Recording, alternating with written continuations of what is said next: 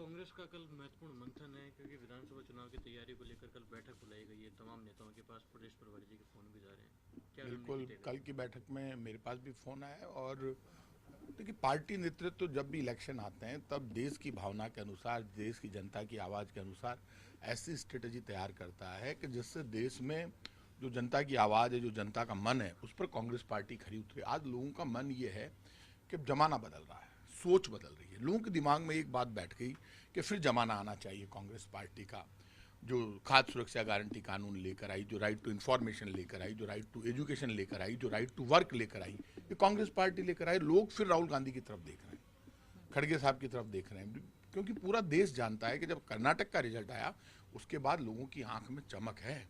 और चमक इस बात को लेकर है कि अब लोगों को याद आने लगे हैं कितनी आसानी से महात्मा गांधी ग्रामीण रोजगार गारंटी कानून, आज यदि नहीं लगता तो गांवों के लोग शहरों पर हमला कर देते, देश में हाहाकार मच जाता।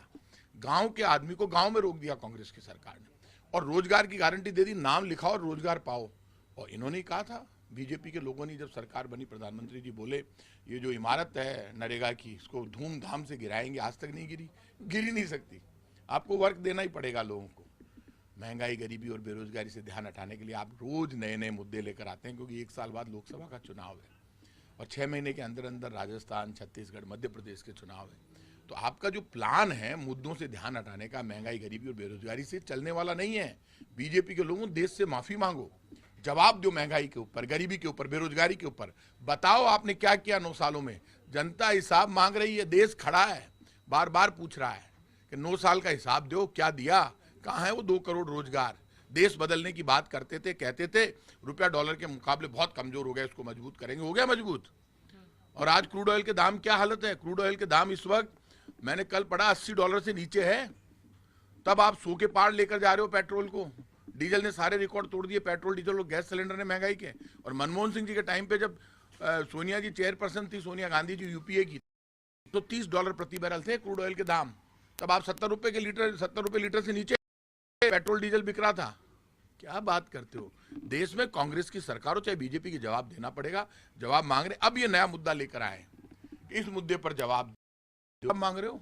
आप जो इशू लेकर आए हो, आप ये जैसे यूसीसी पर बात करते हैं कि कॉमन सिविल कोड की जो बात करते हैं, तो ये सिर्फ बात ही क्यों कर रहे हो, डिस्कस क्यों कर रहे हो। आपको ये डिस्कस जब लोकसभा आए तब करना, क्यों आपको सिर्फ बहस छेड़नी है देश में। सर, आप लगातार बीजेपी पे हमलावर हैं। कल प्रधानमंत्री ने बैठक की, उन्होंने कहा कि सभी मंत्रियों को कि 2024 नहीं 2047 की तैयारी करो। सभी लोगों को कहा गया है कि 9 साल की उपलब्धियों का जो है बखान करो और तमाम तरह की चीजें जो है पब्लिक डोमेन में रखने के लिए कहा गया है। वो तो 9 साल की बात करते हैं, फिर 9 साल में जब इतनी काम हुए हैं तो आप लोग कैसे बीजेपी नहीं, को आप खाली मुझे, कर सकते आप हैं? एक तो काम आप भी बता दीजिए 9 साल में क्या काम हुए, प्रेस को भी बताना चाहिए, पूरे देश को। बीजेपी को एक चार्टर जारी 9 साल की उपलब्धियों का एक ब्लैक पेपर या वाइट पेपर कुछ भी जारी करना चाहिए। कहना चाहिए कि देखो ये हमारी 9 साल की उपलब्धियां हैं, हमने यूथ के लिए ये किया, किसान के लिए ये किया, कर्मचारी के लिए ये किया, व्यापारी के लिए ये किया, मजदूर के लिए ये किया, किसान के लिए ये किया, महिलाओं के लिए ये किया, बच्चों के लिए ये किया, देश के लिए किया, एजुकेशन के फील्ड में ये किया, बेरोजगारी दूर करने के लिए हमने ये कदम उठाए, महंगाई दूर करने के लिए ये कदम उठाए, गरीबी दूर करने के लिए ये कदम उठाए, आम आदमी को हमने रिलीफ दिया। वो बता दें, पता चल जाएगा। मनमोहन सिंह जी का तो इतिहास दुनिया जानती है। इन्होंने तो किसानों से माफी मांगी थी बीजेपी के लोगों ने किसान आंदोलन के बाद, और मनमोहन सिंह जी ने 75,000 करोड़ के कर्जे माफ किए थे। आज भी किसान की आंख में चमक। राजस्थान में कांग्रेस की सरकार ने 14,000 करोड़ के कर्जे माफ किए, क्योंकि राहुल गांधी जी कहकर आए थे 10 दिन में कर्जे माफ होंगे, तो 14,000 करोड़ के कर्जे हमने माफ कर दिए। इसलिए बीजेपी हो या कांग्रेस, देखिए हिसाब किताब सबका होता है।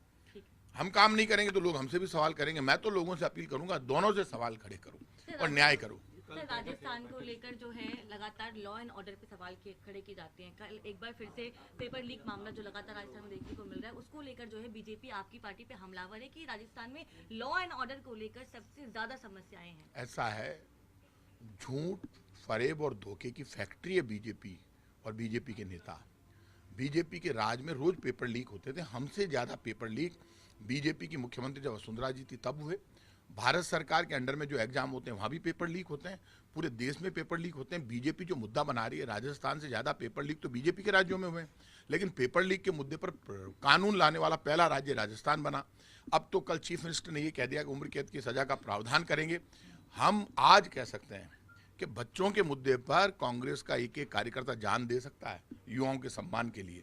पेपर लीक को मुद्दा बनाती है बीजेपी, मुद्दा ये क्यों नहीं बनाती है कि केंद्र में जो वादे बीजेपी ने किए तो वो पूरे क्यों नहीं किए।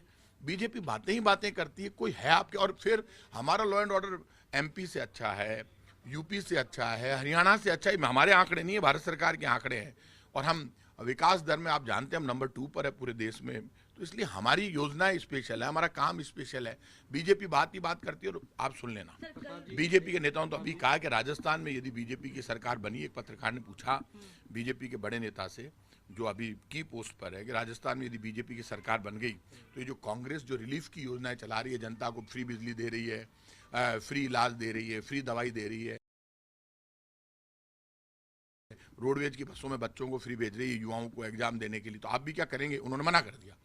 बीजेपी कह रही है हम तो ये फ्री नहीं करेंगे। तो बीजेपी जनता के सामने दीवार बनकर खड़ी हो गई। जनता अपने आप देखेगी, इलाज करेगी। संगठन विस्तार में जो देरी हुई, दूसरी तरफ जो नेता हैं चाहे राहुल गांधी, प्रियंका गांधी, उनके दौरे में भी देरी हुई, चुनाव सिर पर है, तो क्या इसका नुकसान नहीं होगा? संगठन एक बात समझ लो, संगठन नया संगठन तो बना हुआ है। मैं जयपुर का अध्यक्ष हूँ, मेरे को फ्री स्टाइल आती है, रोड मास्टरी। क्या बात करते हो आप, जयपुर में नया अध्यक्ष आ जाए, मैंने इस्तीफा दे रखा है, ठीक है, लेकिन मैं अध्यक्ष तो हूँ ना, कार्यभार तो मेरे पास ही है। सारी जो रोड पे करना है जो सब मैं करता हूँ। ऐसा नहीं है पूरे राजस्थान में संगठन है। नए लोगों को एंट्री देने की बात थी, कुछ जगह नहीं बने जिलाध्यक्ष, कुछ जगह सेक्रेटरीज की कोई लिस्ट रुक गई थी, उसको लेकर ये बात करोगे। लेकिन मैं संगठन राजस्थान के अध्यक्ष गोविंद सिंह डोटासरा जी हैं, ये बात आपको उनसे पूछनी चाहिए।